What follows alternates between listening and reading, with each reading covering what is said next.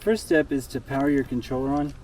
You always want your controller active first. That way, when you power up your drone, it doesn't take off without you on somebody else's controller. Second thing I like to do is take the camera interface cover off and take the camera out. Always have a firm grip on the camera no matter what you're doing. That way you don't drop it. This one runs about $8,000 just for this little thing. It's worth about as much as the drone. Most cameras are worth more than the drones they're attached to. You line up your dots with each other. It's going to go red to white when it's not in position, and then red to red when it's fully locked. And so that's free. Next, I like to put my legs on in the case. This is the M300 drone. This is a enterprise level drone from DJI.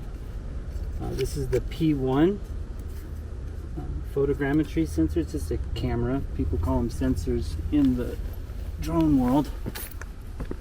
After I have the legs on, I pull it straight up and I tip it over. At this point, I can shut the case if I want to do it on top of the case. Pull your top rotors out. Take the foam lockers. These are called prop lockers. Then your underarm comes out first while this propeller folds in. I do it on both sides. Then the two upper props go out. Then I go around one at a time and clamp. These go clockwise. They don't have a fully locked position. You just do them until they're nice and snug. About 5 to 10 pounds of pressure. You don't have to swing out the props like this. Centripetal force will do that for you, but it jars the airframe a lot, so I like to go ahead and put them out. Then I grab two of the arms crossed from each other and put it into the location where I'm going to take off. And you try to take off where you have clear sky above you. And then I like to face the nose downhill if you're taking off on an incline, and go ahead and start it up just like every other DJI drone. You press once and then press again and hold until you hear the fans come on. Now I have an internet connection running at all times in my vehicle when I'm working. So right now it's going to get on Wi-Fi in my truck. So this is the DJI Pilot app. So I'm going to open this up. I'm going to do a route, a planned mission. So I'm going here, mission flight. I'm going to do create new. This is going to be mapping. That means it's going to look straight down. Has been updated. Please check it on the map. And it's automatically going to zoom me to kind of where I'm at. Here's little icons that show where I am, the drone is, and where I am, the controller. So we'll just start by tapping over the house that we're flying here. And I'm just going to give this a name. And we have job numbers, so I'm going to do 3220 21-1115, and that's good enough. Select the camera that I'm using. It's the P1 35mm. Then I'm going to select the height I want. It's telling me my ground surface this is 1.26 centimeters per pixel. Okay, so I'm going to take that down to about 300 feet. That's close enough for what we need.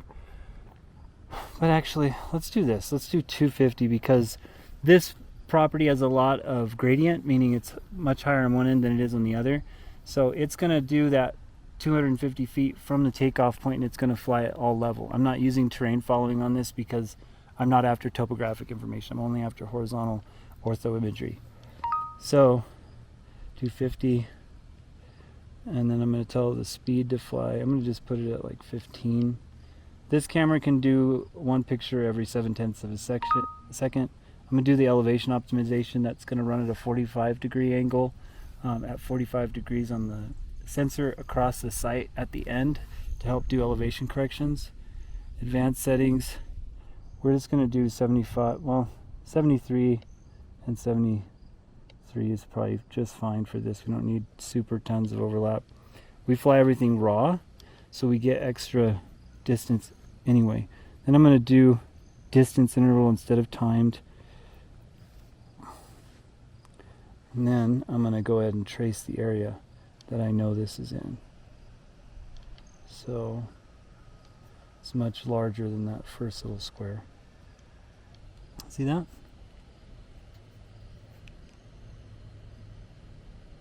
It's saying it's going to take about 7 minutes 37 seconds, 31 waypoints. I'm going to save the, oh, there's one more thing I want to do. On the payload, I like to use infinity. I don't want it to autofocus for me. And I don't want it to return to home. I like to fly it back because it's kind of stupid. Save it, and then we're going to go ahead and play it. Upload.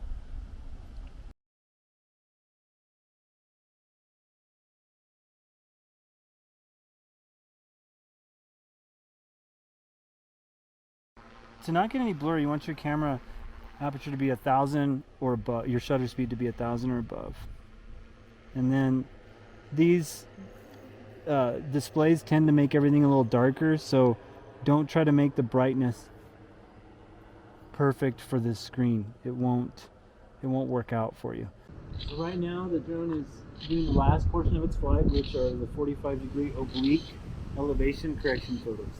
These are used to get side views of the terrain and any buildings to help the software know building height and changes in elevation. So now, when I set up flights, they're always set up to just for the drone to stay in place when it's done. And then I bring it in and land it. And that's just because you can never control what's going to happen 10 minutes from the time that you start, or 20 minutes. You never know what's going to, someone could pull over the spot that you took off from. And if you do a return to home, you're going to have to be, defaulting out and taking away and taking control to bring it back. So now I'm manually flying this down.